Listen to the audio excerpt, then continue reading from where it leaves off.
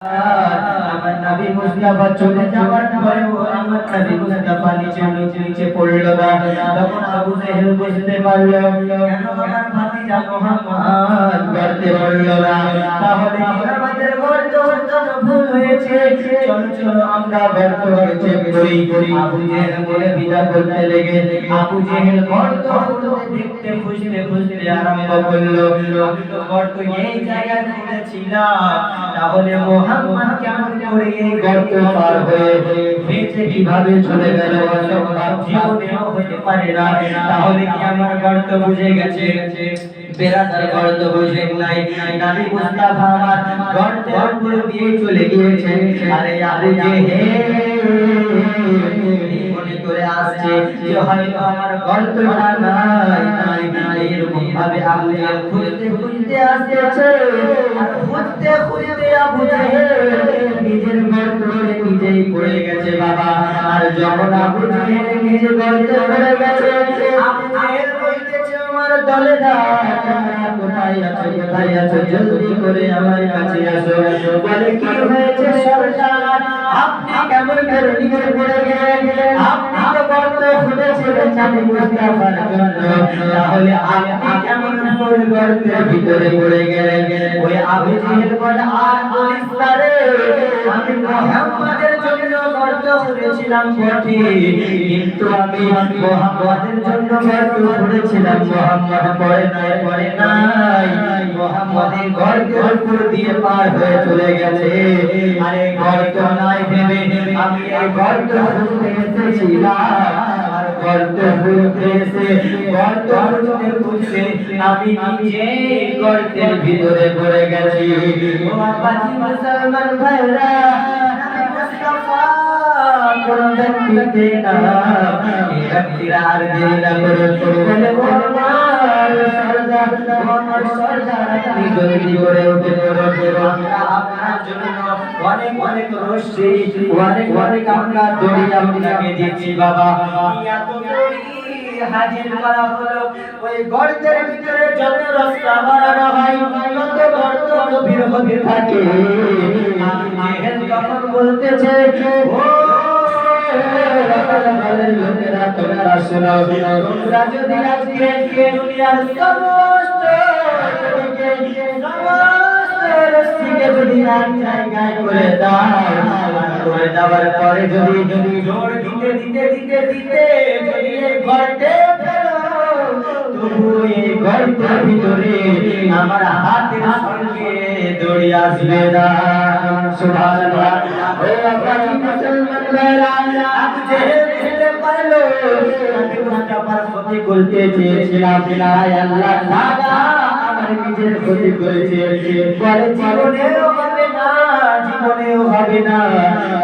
লক্ষ রশ্মিকে লক্ষ হাজার দড়িকে নিচে ফেলা হচ্ছে, কিন্তু দড়ি আবু জেহেলের হাত পর্যন্ত যেতেছে না।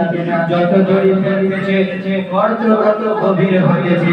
আবু জেহেল বুঝতে পারলো এই যদি এখান থেকে আমাকে উদ্ধার করতে পারে, যদি কেউ বাঁচাতে পারে, তাহলে আমার ভাতিজা মুহাম্মদ ছাড়া কেউ পারবে না।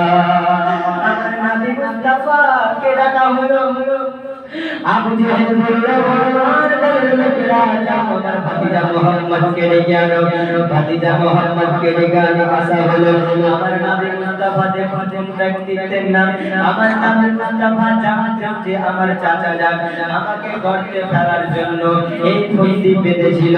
তাই নবী মুস্তাফা আমার পড়েন নাই, কিন্তু নবী মুস্তাফা আমার এটাও জানে যে আবু জেহেল গর্তে পড়ে গেছে।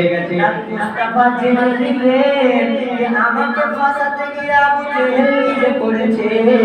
আজকে যদি আমাদের মানুষের লোক হতো, তাহলে বলতো আবু জেহেল যে আমার দুশমন, আমাকে কষ্ট দেওয়ার জন্য, আমাকে মারার জন্য ফুটি পেতেছিল।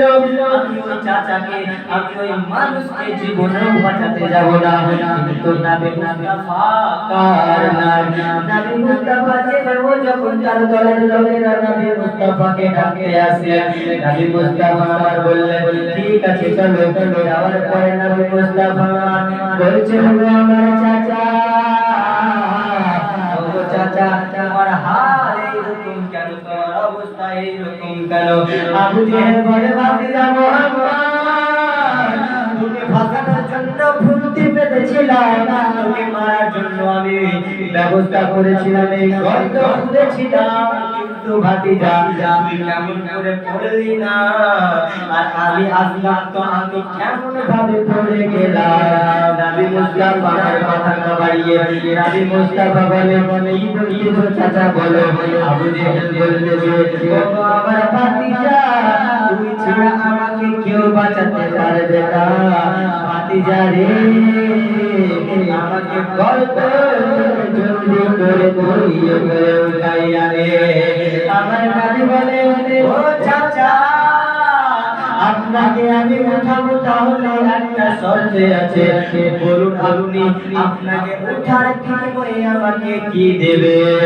আমার আবু জেহেল বলতেছে ও আমার চাচা, ও আমার ভাতিজা মুহাম্মদ, তুই যদি আমাকে গর্ত থেকে উপরে উঠাতে পারিস, আমি আবু জেহেল তোর চাচা বললাম তোর হাতে হাত দিয়ে কালেমা পড়বো।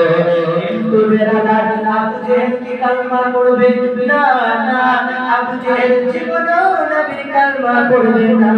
কেন পড়বে না? আমার নবী তো দোয়া করেছিলেন, ও আমার আল্লাহ হযরতে উমর ফারুককে আমার করে দেন, না হয়তো আবু জেহেলকে আমার করে দেন।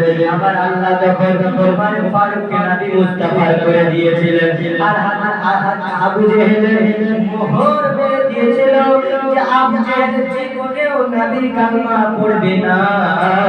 কিন্তু আবু জেহেল গর্ত থেকে বাঁচানোর জন্য বলতেছে বলে আমার ভাতিজা, তুই যদি আজকে আমাকে গর্ত থেকে উঠাতে পারিস, আমি তোকে কথা দিলাম রে ভাতিজা, আমি তোর হাতে হাত দিয়ে কালেমা পড়ে তোর দলে মুসলমান হয়ে যাব।